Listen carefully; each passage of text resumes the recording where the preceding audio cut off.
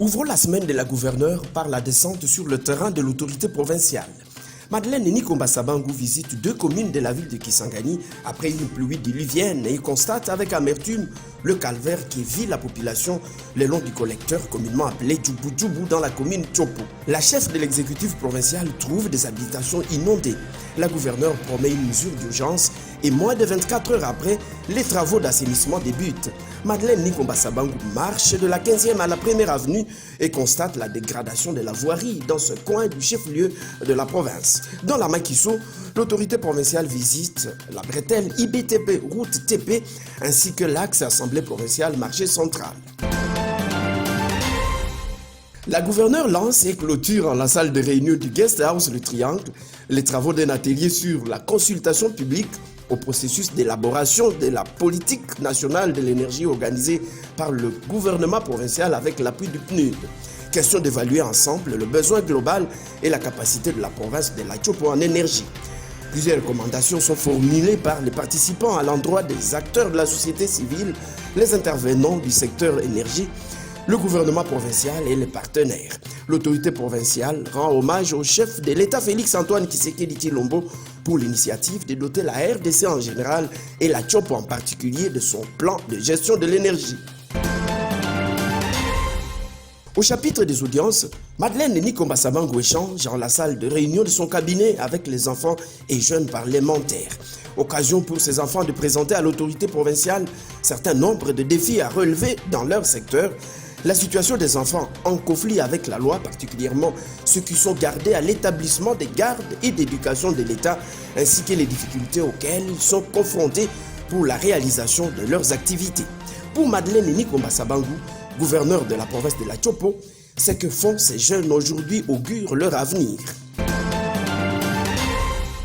La gouverneure reçoit en son cabinet une délégation du comité provincial de la jeunesse de la Tchopo qui lui annonce la tenue dans un proche avenir ici à Kisangani d'une table ronde, des assises qui se focaliseront sur l'implication des jeunes dans le développement de leur entité.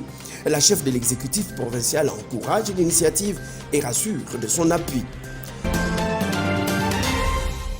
Une délégation du comité multisectoriel de la nutrition vient solliciter l'accompagnement de l'autorité provinciale pour la réalisation de ses objectifs dans la Tchopo.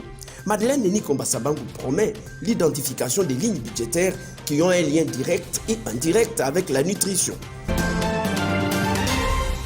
Le nouveau chef du sous-bureau de l'UNICEF Kisangani présente à la gouverneure Nikomba Sabangu Madeleine son plan de travail pour l'année prochaine. Près de 7 millions de dollars américains, c'est le budget investi par l'UNICEF Kisangani pour l'année 2022-2023 afin d'accompagner les efforts du gouvernement provincial dans différents secteurs de la vie sociale. L'autorité provinciale compte sur cet accompagnement mutuel UNICEF gouvernement provincial pour la matérialisation de la vision de l'émergence de la Tchopo.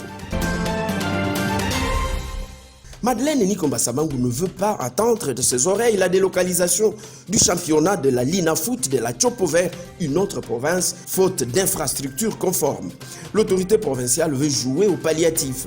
Elle envoie le vice-gouverneur Paulin Lendongoli Alebabonga se rendre compte de la faisabilité pour une réhabilitation urgente du terrain de l'Athénée.